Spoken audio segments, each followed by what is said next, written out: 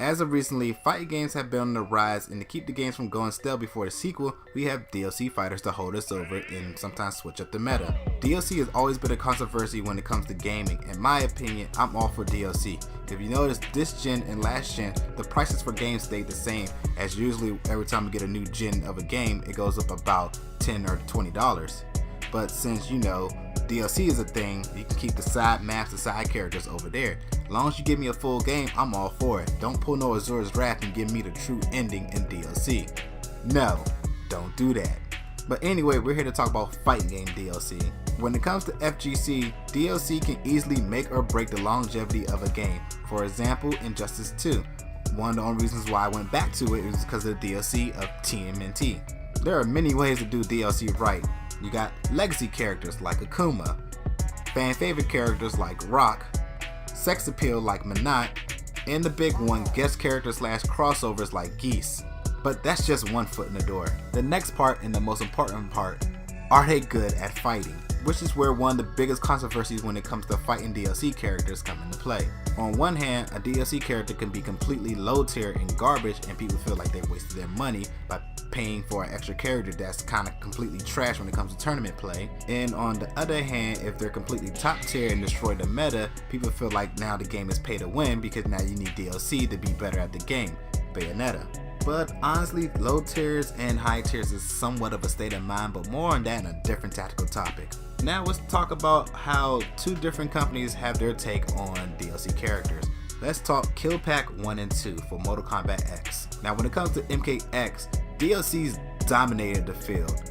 Alien, Triborg, Tanya, Predator, almost every single DLC character in Mortal Kombat was excellent, to the point that they got nerfed, and even still, they was still a threat in tournament play. See, with the kill packs, it feel like money well spent, but then other people feel like, oh, now I gotta dish out more money or I won't be able to deal with Alien. And now let's talk Street Fighter V Season 1, 2, and 3. Season 1 had characters that people honestly thought should have already been in the game, like Gao, Balrog, and Juri. Season 2 pulled everybody in with Akuma, but all these other characters nobody kind of was cool with. Minot was very appealing, but since she was very technical, drew a lot of people off, and Abigail looking like hot mess, but yet was really viable in tournament play.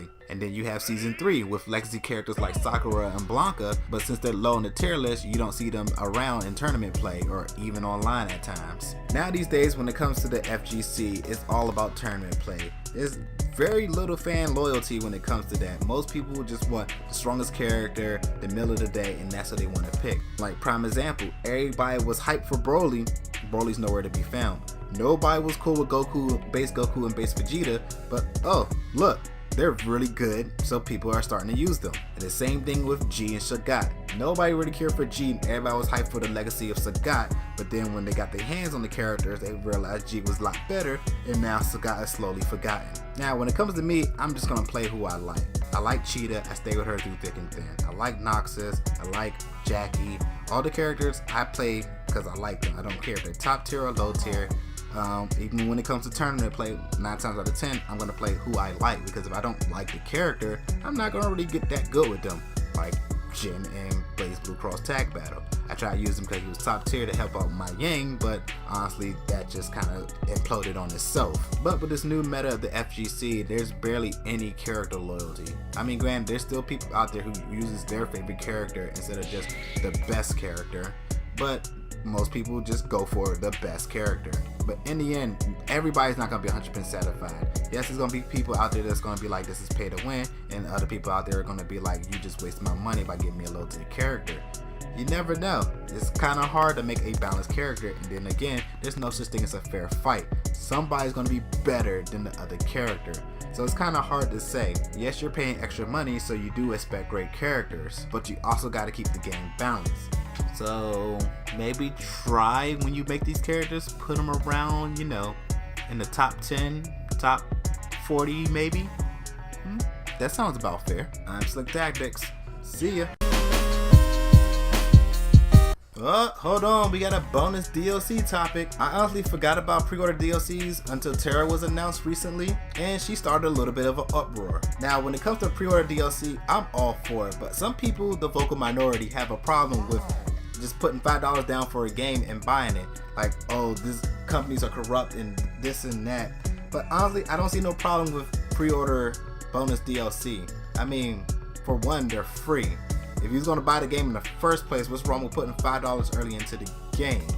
It allows you to get a free character. Goro, Darkseid, Goku Blue, and Vegeta Blue were all pre-order downloads. And all you had to do was just go to your GameStop or go to Amazon and just pre-order the game, if not a day early. But Terra right now is a special case.